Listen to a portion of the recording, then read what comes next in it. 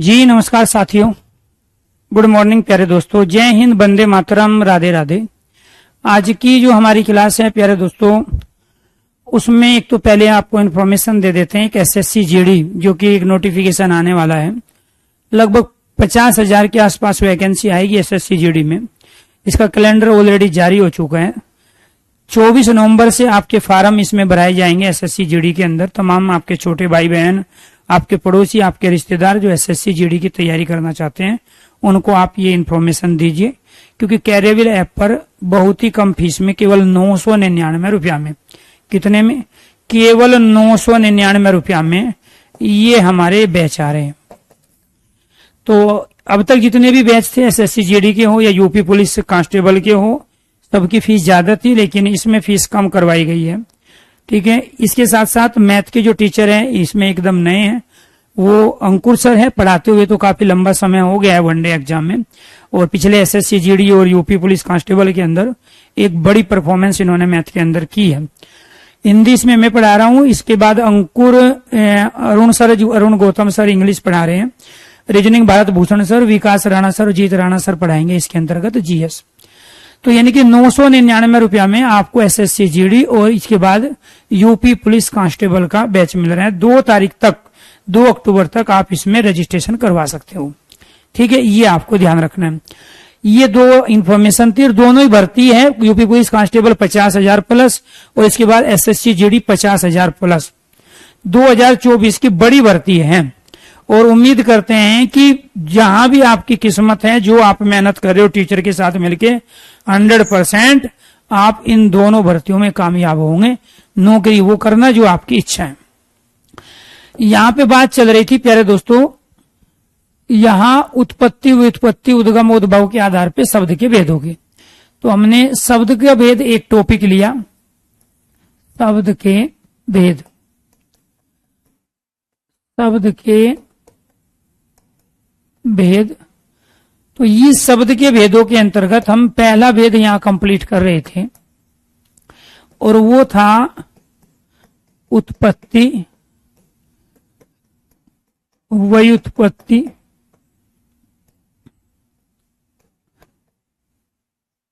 उद्गम, और उद्गम उद्भव। उत्पत्ति, व्युत्पत्ति, उद्गम, उद्भव के आधार पर शब्द के भेद। और वो जो शब्द के भेद हैं वो होते हैं 5। इनमें से एक भेद आपने पूरा कंप्लीट कर लिया है, वो है तत्सम। दूसरा भेद है तद्भव, जिसकी 7 कंडीशन आपने पढ़ ली। तीसरा भेद है देशी शब्द, और चौथा है विदेशी शब्द, और 5वां भेद है आपका संकर शब्द। ये वाला टॉपिक हम पढ़ रहे थे। इसमें से चर्चा हम कर रहे थे तद्भव शब्दों की। इसकी तद्भव शब्द कौन से होते हैं? हिंदी के तद्भव शब्दों की, तद्भव शब्दों की पहचान। तद्भव शब्दों की पहचान में पहली कंडीशन आपको बताई जा चुकी है। उसके बाद आगे चलते हैं 8वीं कंडीशन की ओर। जो सरल, सुगम, आसान,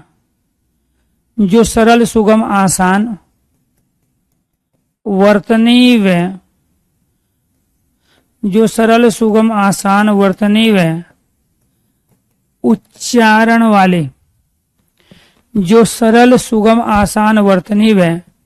उच्चारण वाले, शब्द होते हैं, वो क्या कहलाते हैं?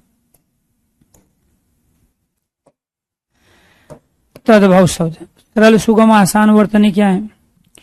जैसे यहाँ पे शब्द आ गया ऊंट शब्द, यहां शब्द आ गया आपका खेत शब्द, यहां शब्द आ गया सेवा शब्द। क्लियर? उजाला,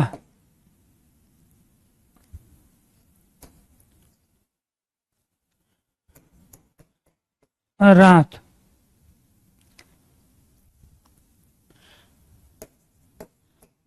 हल्दी। ये सारे के सारे सरल सुगम आसान शब्द है, लेकिन ये आए कहां से? क्लिष्ट जटिल कठिन वर्तनियों से। और वो क्या थी? वो तत्सम थी। जैसे ऊष्ट, ये आया क्षेत्र से। किससे आया? क्षेत्र से। इसके बाद ये सुसुरसा, ये उज्जवल, रात्रि, और ये हरिद्र। प्यारे दोस्तों, आपको ये ध्यान रखना है, ये शब्द आपके तत्सम हैं, जो कि संस्कृत के शब्द कहलाते हैं। ये आपके तद्भव हैं, जो कि हिंदी के शब्द कहलाते हैं। और हमेशा तत्सम शब्दों से ही तद्भव शब्द उत्पन्न होते हैं। ये ऊंट नहीं होता तो ये ऊंट नहीं आता, क्षेत्र नहीं होता तो खेत नहीं होता, सुसुरसा से सेवा आया, उज्जवल से उजाला आया, रात्रि से रात आया, हरिद्रा से हल्दी आया। इन शब्दों को हम कठिन शब्द कहते हैं, जटिल शब्द कहते हैं, और इन शब्दों को हम सरल शब्द कहते हैं। ये क्या है? आपके सरल हैं, ये क्या है? कठिन है। इसलिए जिन शब्दों को उच्चारण करने के दौरान आपको कोई दिक्कत ना हो, उनकी वर्तनी सही बताने के दौरान आपको कोई दिक्कत ना हो, तो जो सरल सुगम आसान वर्तनी व उच्चारण वाले शब्द हैं वो तद्भव शब्द होते हैं। 7 कंडीशन इससे पहले हो चुकी है। ठीक है, तो ये आपको ध्यान रखना। 8 हो गई तो इसको 9 मान लो। तो ऊंट, खेत, सेवा, उजाला, रात और हल्दी, ये सब क्या है? ये तद्भव शब्द है, हिंदी के शब्द। और ये नीचे क्या है? ये सारे के सारे हमारे यहाँ पे तत्सम शब्द है। तो ये थोड़ा डिफिकल्ट है, रोजमर्रा की जिंदगी में आप इनका प्रयोग करते ही नहीं हो। इनका प्रयोग आप रोजमर्रा की जिंदगी में करते हो। तो इसलिए जो सरल सुगम आसान वर्तनी उच्चारण वाले शब्द होते हैं वो कहलाएंगे आपके तद्भव। 9वीं कंडीशन, जिन शब्दों का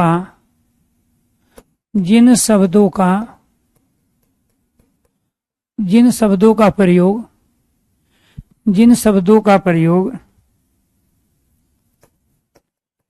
दैनिक जीवन में, जिन शब्दों का प्रयोग दैनिक जीवन में अधिकांश, दैनिक जीवन में अधिक होता हो, दैनिक जीवन में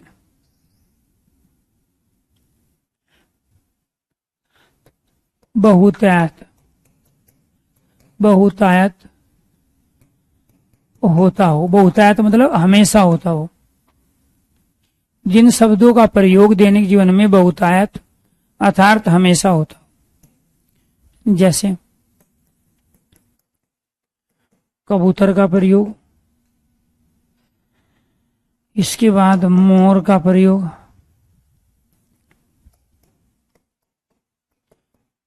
चिड़िया का प्रयोग, गिलास का प्रयोग,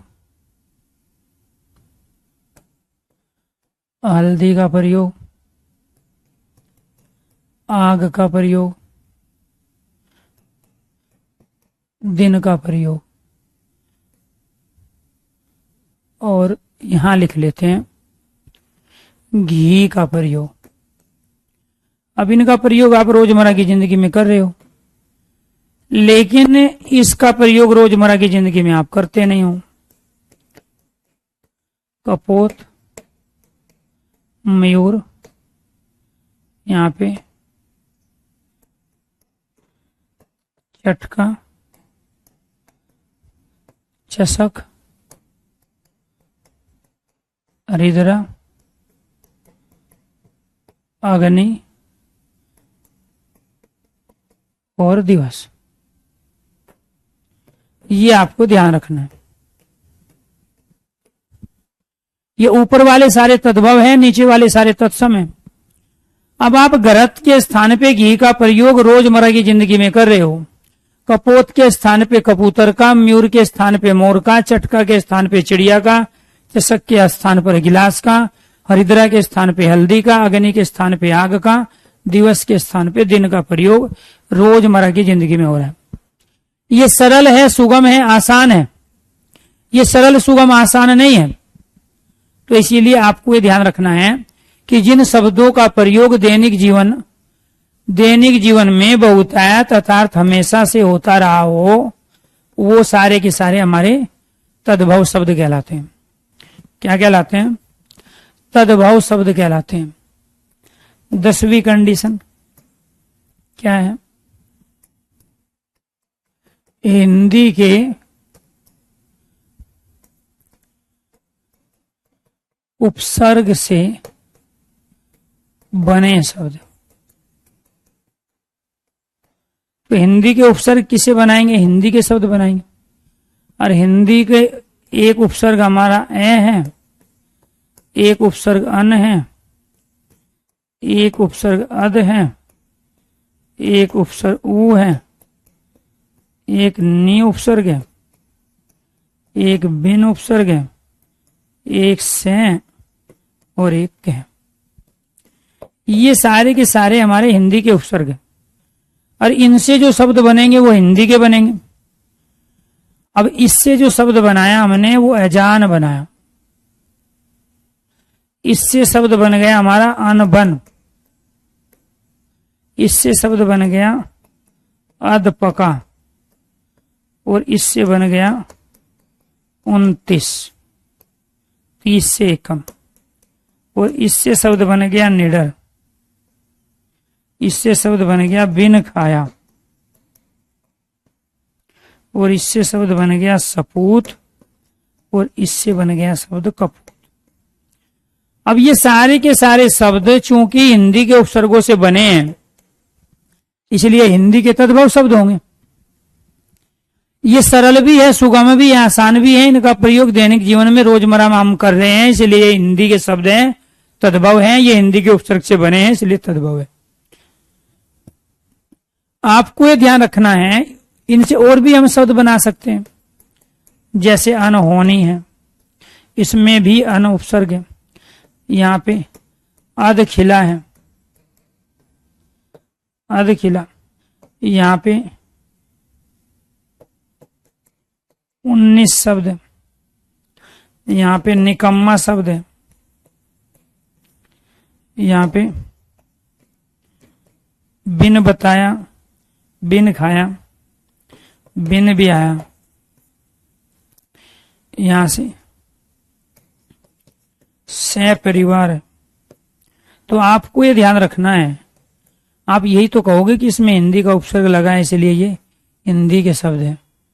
या आप ये कहोगे इसमें द्वित व्यंजन है, इसमें ताड़न जात वर्ण है, इससे भी पहचान सकते हो। तो जिस भाषा का उपसर्ग होगा शब्द भी उसी भाषा का होगा। हिंदी का उपसर्ग है तो हिंदी के शब्द बनाएगा। हिंदी के क्या कहलाते हैं? हिंदी के सारे के सारे तद्भव शब्द कहलाते हैं। क्या कहलाते हैं? तद्भव शब्द। कितनी कंडीशन होगी? 10।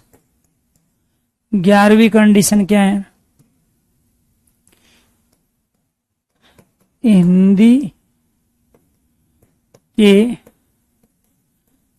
प्रत्यय से, हिंदी के प्रत्यय से बनने वाले, हिंदी के प्रत्यय से बनने वाले शब्द, हिंदी के प्रत्यय से बनने वाले शब्द क्या कहलाएंगे? हिंदी के कहलाएंगे। हिंदी के प्रत्यय से बनने वाले शब्द। तो हिंदी का प्रत्यय क्या है? जैसे हमने यहां प्रयोग किया उनारिन में इन प्रत्यय,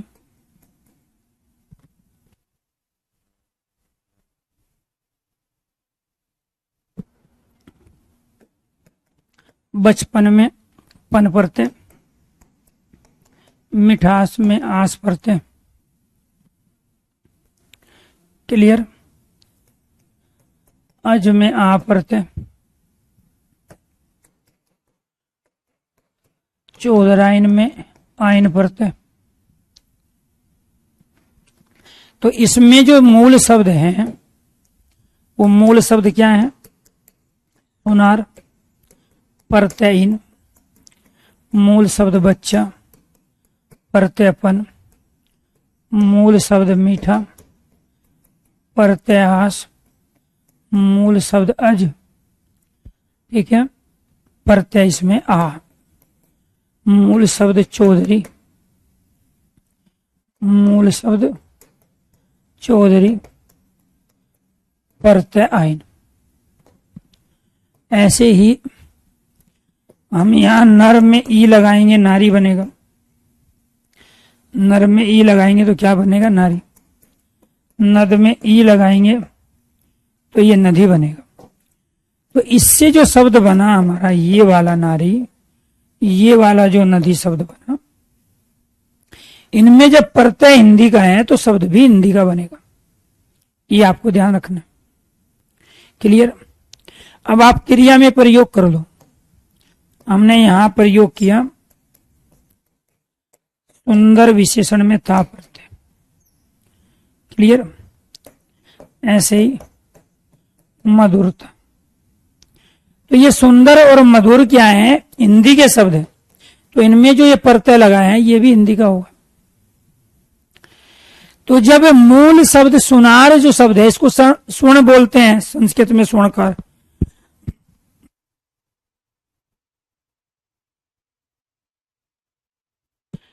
तो जब मूल शब्द हिंदी का है तो प्रत्यय भी हिंदी का होगा। यहां पे बच्चा जो शब्द है वो हिंदी का है, पन प्रत्यय भी हिंदी का है, मीठा हिंदी का, आस प्रत्यय भी हिंदी का। मूल शब्द जिस भाषा का होगा प्रत्यय भी उसमें उसी भाषा का लगाया जाएगा। ठीक है। ये चौधरी हिंदी का है तो आइन भी हिंदी का होगा। मधुर हिंदी का है, ता भी हिंदी का। सुंदर है, सौंदर्य बोलते हैं उसको। तो इसीलिए हिंदी के प्रत्यय से बने शब्द भी हिंदी के तद्भव कहलाएंगे।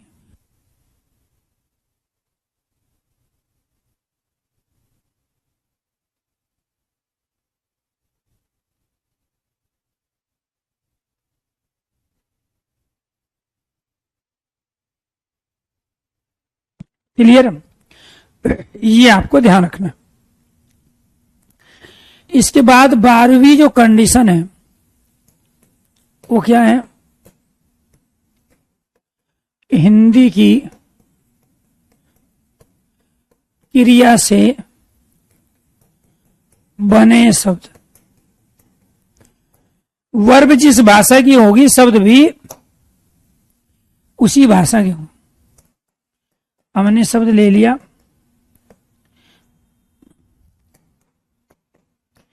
खेल आड़ी खिलाड़ी, तैर आंख तैराक, लिख आवट लिखावट, पी अक्कड़ पियक्कड़, पढ़ आई पढ़ाई। अब ये जो शब्द बने हैं खिलाड़ी, ये हिंदी का तद्भव है। ये तैराक जो शब्द है ये हिंदी का है। ये लिखावट जो शब्द है, लिखावट जो शब्द है हिंदी का है। ये पियक्कड़ जो शब्द है ये हिंदी का है। ये पढ़ाई जो शब्द है हिंदी का है। बात समझ में आई? तो आपको ये ध्यान रखना है, ये खिलाड़ी, तैराक, लिखावट, पियक्कड़ और पढ़ाई, ये सारे के सारे हिंदी के शब्द है, तद्भव है। उसके दो रीजन है। कि एक तो ये जो वर्ब है, क्रिया है, ये हिंदी की है, दूसरा जो इसमें परतें हैं वो हिंदी का है। हिंदी के परतें हिंदी के शब्दों के साथ ही लगे। ये सारी क्रियाएं हिंदी की है, क्योंकि संस्कृत में खेल को क्रीड बोलते हैं। ठीक है, ये आपको ध्यान रखना है। संस्कृत में लिख को ये वाला लिख बोलते हैं, संस्कृत में पिब को ये वाला पी बोलते हैं, संस्कृत में पट को पढ़ को ये वाला पट बोलते हैं। अब ये सारी संस्कृत की क्रियाएं हैं, तो संस्कृत की क्रिया से, संस्कृत की धातु से, संस्कृत के वर्ब से संस्कृत के शब्द बनेंगे। तो वर्ब जिस भाषा के होंगे, शब्द भी उसी भाषा के होंगे।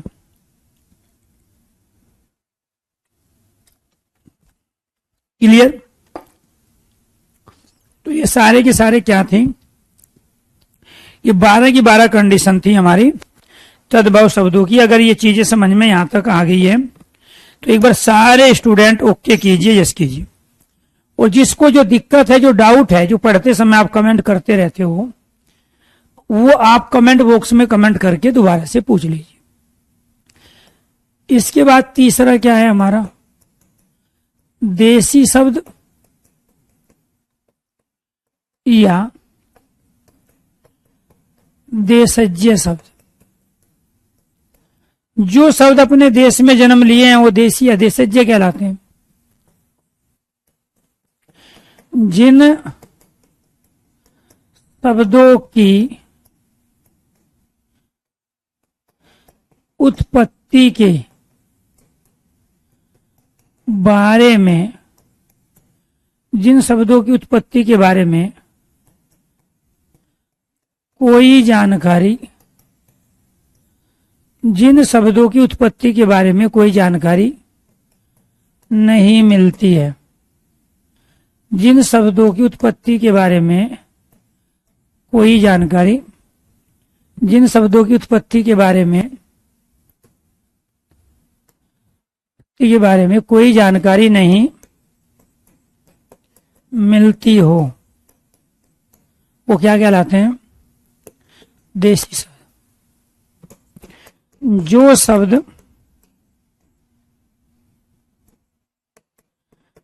भारत में जन्म लिए हो, जो शब्द भारत में जन्म लिए हो, वो क्या कहलाते हैं? देशज्य शब्द। बोली व उपबोली वाले शब्द क्या है? देसी शब्द। जो शब्द सीमित क्षेत्र में बोले व समझे जाते हो,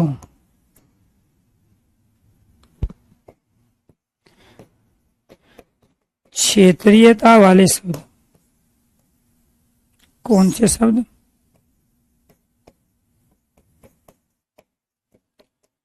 क्षेत्रीयता वाले शब्द। X जो तत्सम व तद्भव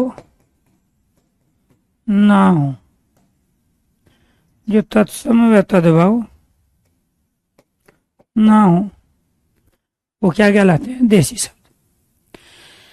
तो 12 कंडीशन आपको बताई गई तद्भव शब्दों की, हिंदी के शब्दों की, और 16 कंडीशन बताई गई तत्सम शब्दों की, संस्कृत के शब्दों की आपकी। ये अपने आप में प्यारे दोस्तों करोड़ों शब्द हैं। अब इन करोड़ों शब्दों को आप कैसे पहचान सकते हो? कोई दूसरा तरीका था आपके पास? किताबों में दिए गए 150, 200, 250 शब्दों से क्वेश्चन मिल जाए, इसकी पॉसिबिलिटी केवल 5% है। और किताबों में दिए गए 200, 250 शब्दों को आप याद कर पाओ और वो आपके याद रह पाए, इसकी पॉसिबिलिटी केवल 2% है। और जो क्वेश्चन पेपर में आया है उसको आप सही कर पाओ, उसकी पॉसिबिलिटी केवल 1% है। तो फिर हमारे पास कुछ ऐसा तरीका होना चाहिए था जिससे हम इन करोड़ों लाखों शब्दों को, जो संस्कृत के तत्सम शब्द है, हिंदी के तद्भव शब्द है, या फिर बोली उपबोली के शब्द है, उनको हम पहचान पाए। क्लियर? तो ये आपको ध्यान रखना है कि यहां पर प्यारे दोस्तों, देशी अर्थात देशज शब्द जो अपने देश में जन्म लिए हैं वो क्या कहलाते हैं? देशज।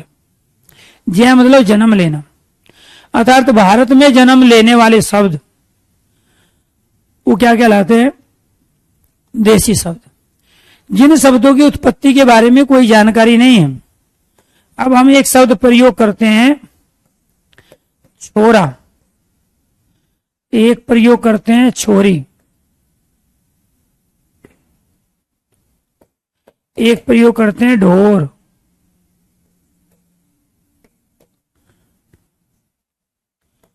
एक प्रयोग करते हैं डांगर।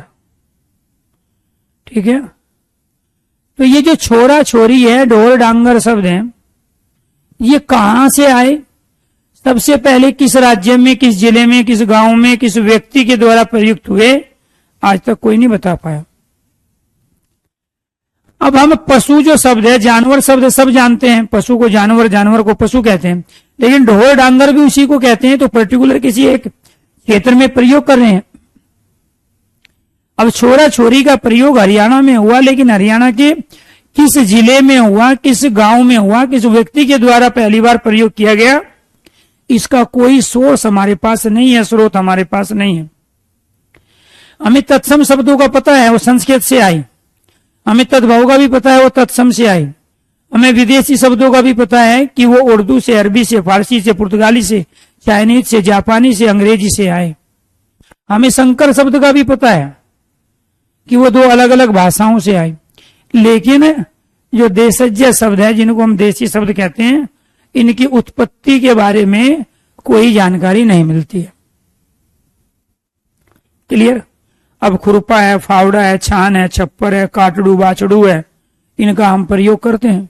बिटोड़ा है, जो उपले होते हैं, उपले का जो घर बनाते हैं उसको क्या कहते हैं? बिटोड़ा कहते हैं। ठीक? धूप है, दाभी है, जिन्ना है, सीढ़ियों को जिन्ना कहा जाता है। तो अलग अलग एरिया में अलग अलग बोली बोली जाती है, और वो जो बोली का दायरा होता है वो सीमित होता है। 10 गांव, 20 गांव, 40 गांव, 1 जिला, 2 जिला, 4 जिले तक सीमित होता है। मेरठ के आसपास खड़ी बोली बोली जाती है। इसके बाद मुरादाबाद, रामपुर से आगे जाएंगे तो वहां दूसरी मिलेगी। यहाँ जो है गौतम बुद्ध नगर से आगे जाएंगे, मथुरा, अलीगढ़, आगरा, यहाँ आपको ब्रज भाषा मिलेगी।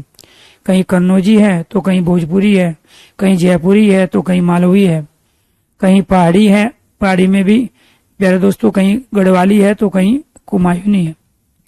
तो हिमाचल प्रदेश उत्तराखंड में जो गढ़वाली बोली जा रही है, हिमाचल प्रदेश उत्तराखंड में जो प्यारे दोस्तों कुमायूं बोली जा रही है, तो वो अपने आप में हमारी बोली है, और उसी को दोनों को मिला के हम पहाड़ी उपभाषा के रूप में प्रयोग करते हैं।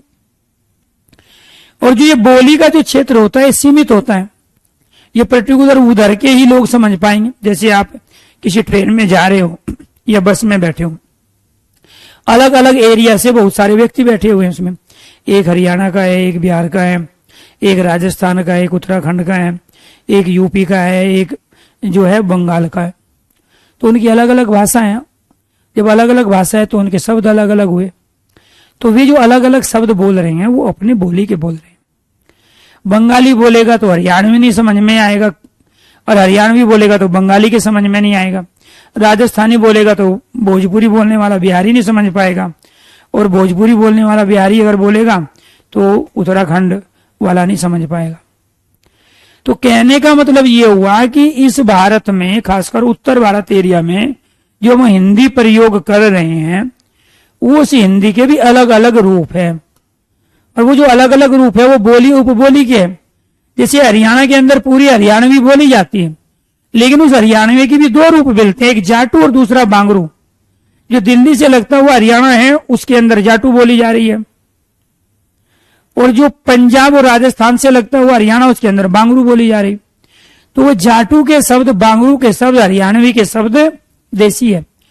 वो भोजपुरी के शब्द, अवधी के शब्द, मगही के शब्द, मैथिली के शब्द, बघेली के शब्द, छत्तीसगढ़ी के शब्द सारे देसी शब्द हैं, वो ब्रज भाषा के शब्द।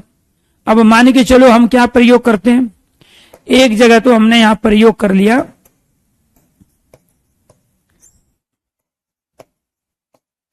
यमुनोत्री, इसके बाद हमने प्रयोग किया यमुना, और फिर इसके बाद हमने प्रयोग कर लिया जमुना। अब जब हम यमुनोत्री प्रयोग कर रहे हैं तो ये जो यमुनोत्री है ये तत्सम है, और ये जो यमुना है ये तद्भव है, ये इस यमुनोत्री से बना है, और ये जो है ये आपका देसी शब्द है। क्यों है जी, इसमें यहां संयुक्त व्यंजन आया है, ये सरल सुगम आसान शब्द है, रोजमर्रा में प्रयोग करते हैं, और ये देसी शब्द है। क्यों? क्योंकि ये ब्रज भाषा में प्रयोग किया जाता है।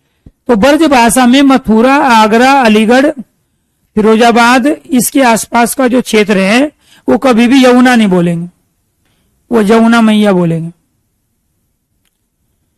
तो यानी कि ये तत्सम शब्द था, ये तद्भव था, ये आउट ऑफ ट्रेंड हो चुका है, ये है ही नहीं प्रयोग में अभी, इसका रोजमर्रा की जिंदगी में प्रयोग कर रहे हैं। लेकिन इसी का एक और बिगड़ा हुआ रूप है, इसी से मिलता जुलता, उसको हम बोली का शब्द कह रहे हैं, क्षेत्रीय शब्द कह रहे हैं, सीमित क्षेत्र में प्रयुक्त होने वाला शब्द कह रहे हैं, उसको हम देसी शब्द कह रहे हैं।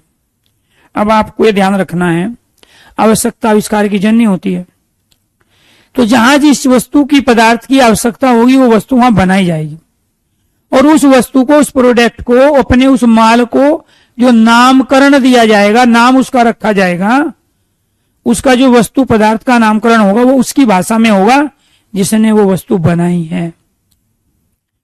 एक मारुति सुजुकी कंपनी है भारत में, तो मारुति जो शब्द है वो इंडिया का है, सुजुकी जो शब्द है वो जापान का है, इसलिए वो भारत और जापान का एक संयुक्त उपक्रम है मारुति सुजुकी। मेट्रो कौन लेके आए? जापानी लेके आए, मेट्रो जापानी शब्द है। रिक्शा कौन लेके आए? भारत में जापानी लेके आए, तो वो शब्द है। चाउमीन कौन लेके आए? चाइनीज लेके आए, तो चाइनीज शब्द हुआ।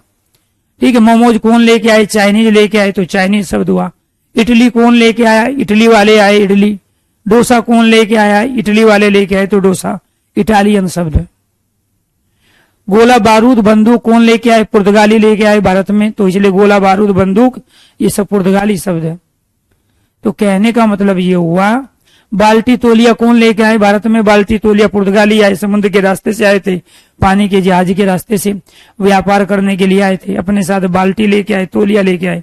हमारे यहाँ तोलिया की परंपरा थी नहीं, तो गीले बदन को सुखाने के लिए एक अलग से कपड़े का इस्तेमाल कर रहे थे जिसको वो तोलिया कह रहे थे। फिर हमने भी तोलिया कहना शुरू कर दिया, क्योंकि हमारे जो लोग थे उनके लोगों के संपर्क में आए, और हमने सीखा कि अच्छा ये इस कपड़े के टुकड़े को जिससे गीला बदन सुखाया जाता है तोलिया कहते हैं, जो नीचे से छोटी ऊपर से बड़ी, उसमें एक हैंडल लगा होता है, उसको बाल्टी कहते हैं।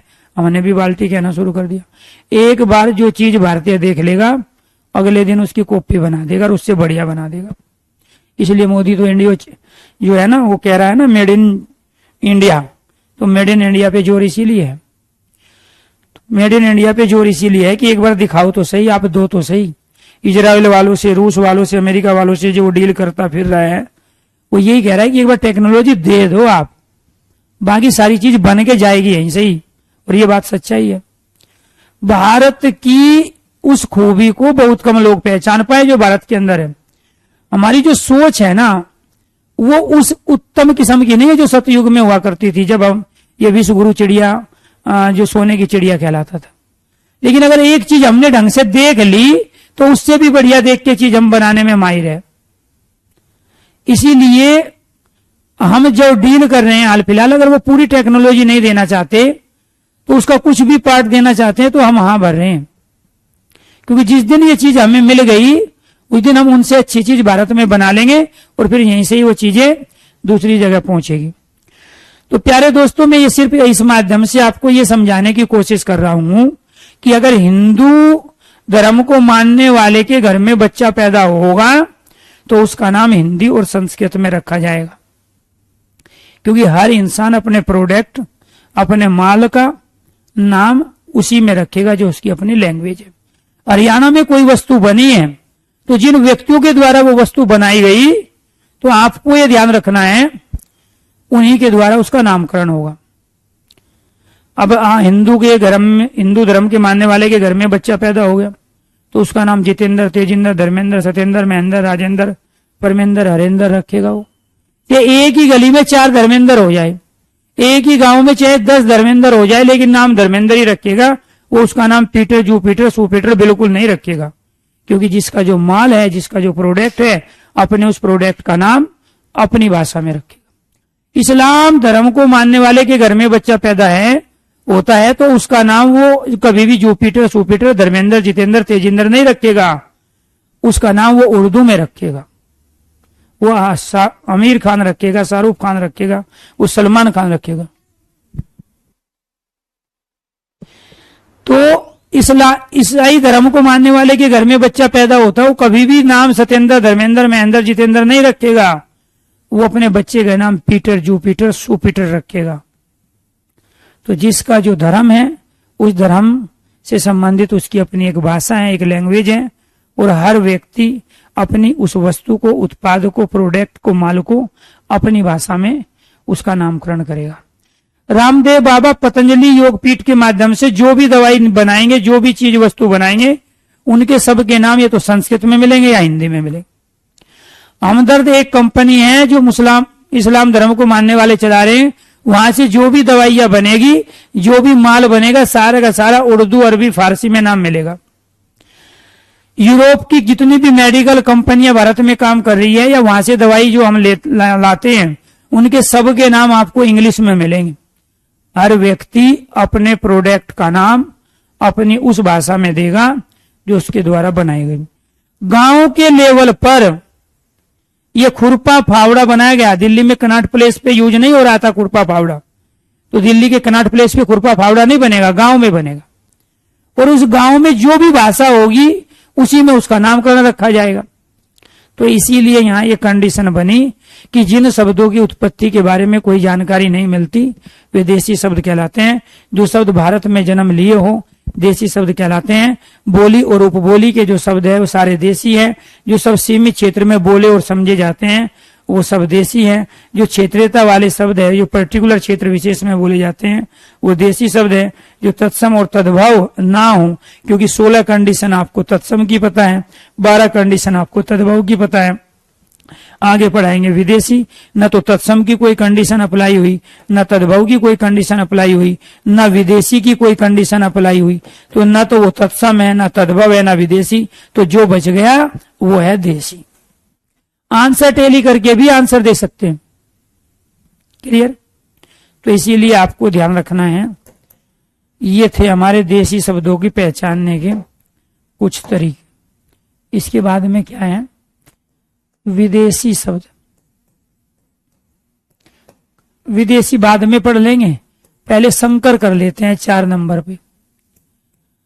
4 नंबर पे क्योंकि जो समय बचा है उसमें संकर शब्द कंप्लीट हो जाएंगे। ठीक है? संकर शब्द क्या है? 2 अलग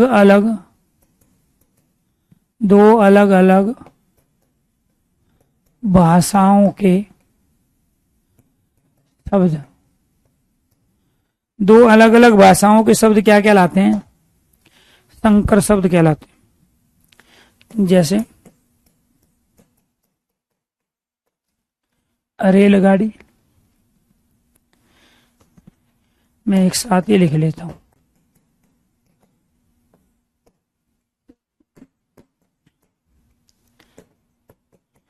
रेलयान,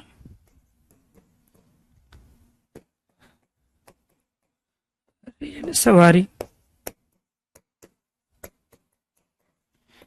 रेल यात्री,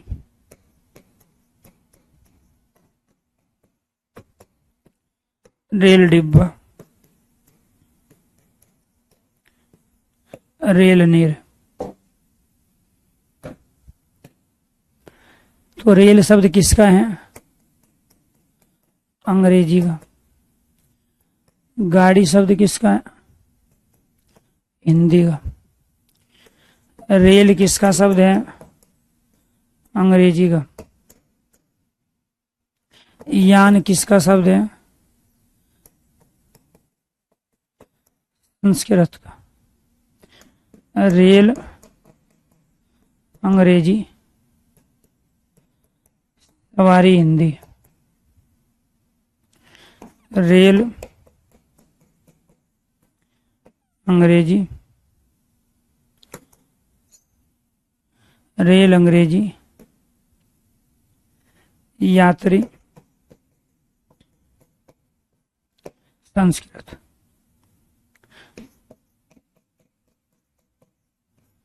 रेल अंग्रेजी, डिब्बा हिंदी। रेल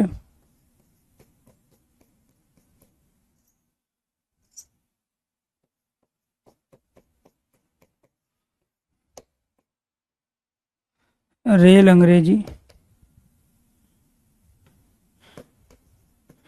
नीर हिंदी।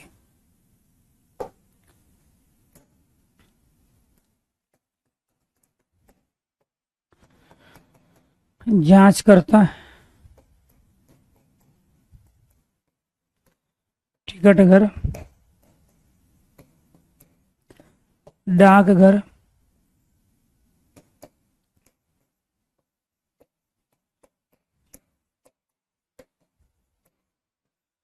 अजायब घर।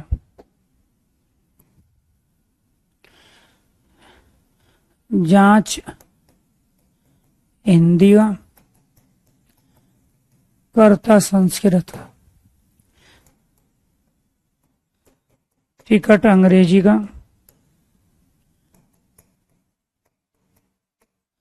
घर हिंदी का। डाक उर्दू का, घर हिंदी का। अजायब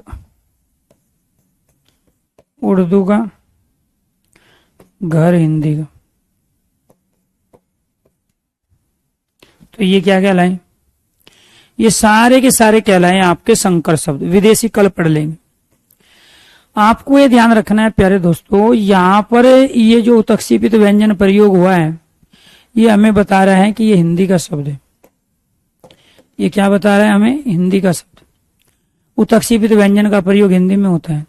रेल भारत में अंग्रेज लेके आए, अंग्रेजों के द्वारा बनाई गई, इसलिए रेल शब्द अंग्रेजी का है। इसी गाड़ी को प्यारे दोस्तों संस्कृत में यान कहते हैं। सवारी को यात्री कहते हैं। इसमें संयुक्त व्यंजन आया है। संयुक्त व्यंजन वाले संस्कृत के होते हैं। सवारी सरल, सुगम, आसान शब्द है, हिंदी का शब्द है।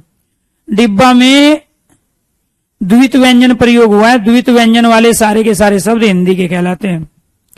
नीर जो शब्द है वो हिंदी का है, क्योंकि जल जो शब्द है वो संस्कृत का है, जलम जीवनम। तो ये क्या कहलाया? रेल शब्द अंग्रेजी के थे, ये हिंदी का, संस्कृत का, हिंदी का, संस्कृत का, हिंदी का, हिंदी का। यहां पे जो जात शब्द हैं, अर्धचंद बिंदु वाले सारे के सारे शब्द हिंदी के कहलाते हैं। तैरने वाले, रह वाले सारे शब्द संस्कृत के कहलाते हैं। टिकट को इंग्लिश में टिकट ही लिखा जाएगा, हिंदी में भी टिकट ही। और घर शब्द आपका हिंदी का है। डाक उर्दू का है, घर हिंदी का है। अजायब में यह के नीचे यहाँ बिंदी नुक्ता तल लगाए।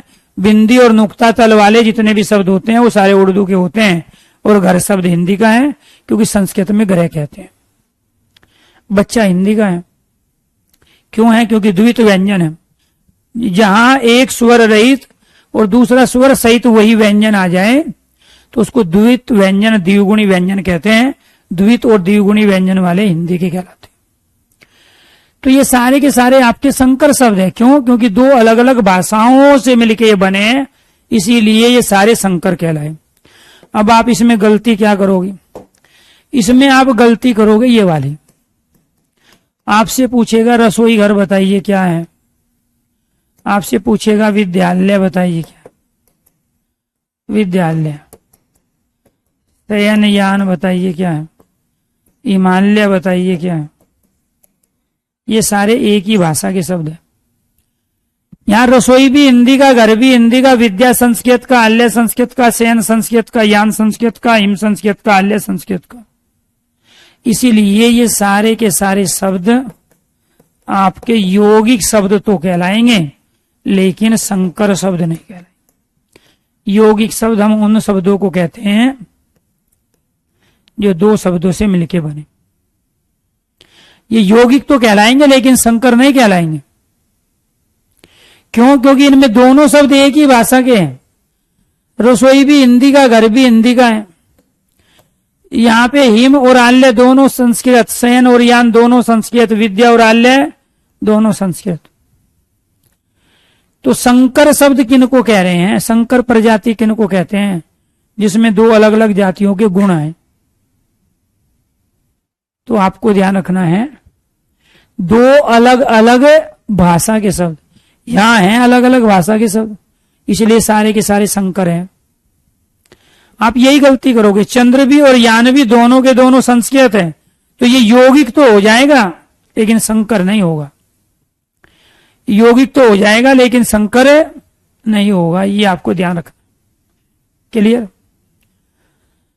तो प्यारे दोस्तों, ये थे आपके दो अलग अलग भाषाओं के शब्द जिनको हम कहते हैं संकर शब्द।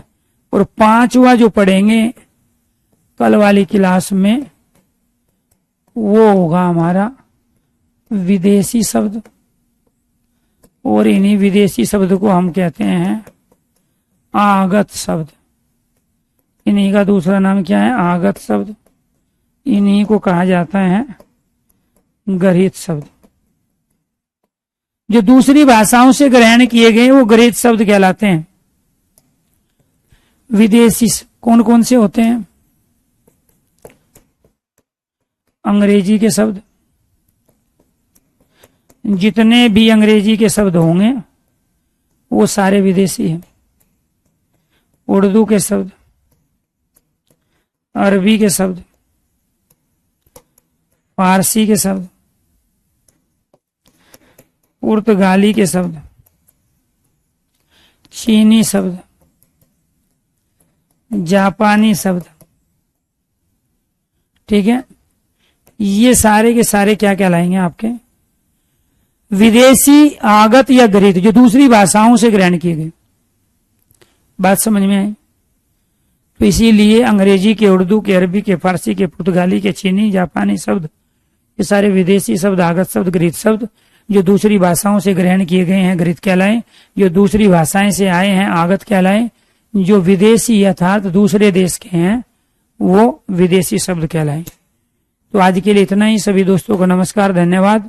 बाकी आपकी जो क्लास है शाम को होगी दंगल सीरीज, और उस दंगल सीरीज में प्यारे दोस्तों हम कराएंगे 60 बहुत महत्वपूर्ण क्वेश्चन, 40 टॉपिक, 60 क्वेश्चन, और केवल 30 मिनट में 60 क्वेश्चन हम कराते हैं। तो आप अपने कीमती जो समय है एक बार हिंदी भाई अरुण यूट्यूब चैनल को भी दीजिए, वहां पे आपकी कंटिन्यू प्रैक्टिस होगी। बहुत सारे बच्चे हैं, जब क्लास शुरू हुई कंटिन्यू 1 घंटे से लगातार कमेंट किए जा रहे, मैं पढ़ाए जा रहा हूं, बच्चे कमेंट किए जा रहे हैं। आप कमेंट भी नहीं करोगे, काम जब भी होगा, ठीक है। तो 2 से 3 दिन के बाद आपके बैच में जो PDF है वो सारी की सारी ऑलरेडी पहले भी है, जो नहीं है वो डाल दी जाएगी। ये आपको ध्यान रखना है। और उम्मीद करता हूं कि जो भी मैं पढ़ा रहा हूं वो 100% आप तक पहुंच रहा है, जो बच्चा पढ़ना चाहता है। एक बच्चे को दिक्कत है वर्ती और पक्ष के कॉन्सेप्ट की PDF नोट्स सेक्शन में डलवा देंगे, आप नहीं भी कहते तो भी डलवा देते। दूसरे बच्चे को दिक्कत है रेलगाड़ी में कौन सा समास है, तत्पुरुष समास है, ठीक है। और कम से कम 50 से ज्यादा कमेंट हुए। अब आप ये कहोगे सर जब पढ़ रहे थे तो आंसर दे देते, अगर मैं ऐसे ही आंसर दूंगा तो आप रट लोगे, और रटी हुई चीज कभी काम नहीं आती है, उससे नौकरी नहीं मिलेगी। आप मेरे से 1 क्वेश्चन 2 क्वेश्चन पूछो, उसको आंसर पूछ रहे हो तो वो कॉन्सेप्ट क्लियर नहीं है, वो आपने रट लिया, पहले भी रटा था अभी भी रटा है, ठीक है। तो इसीलिए आपको ध्यान रखना है, जब भी जिस टॉपिक को पढ़ाया जाए उस टॉपिक पे फोकस किया करो, ठीक है। तो आपको ध्यान रखना है यूट्यूब पे 2 टाइम क्लास होती है, एक सुबह मॉर्निंग में 7:30 बजे, जिसमें मैं टॉपिक वाइज करा रहा हूं।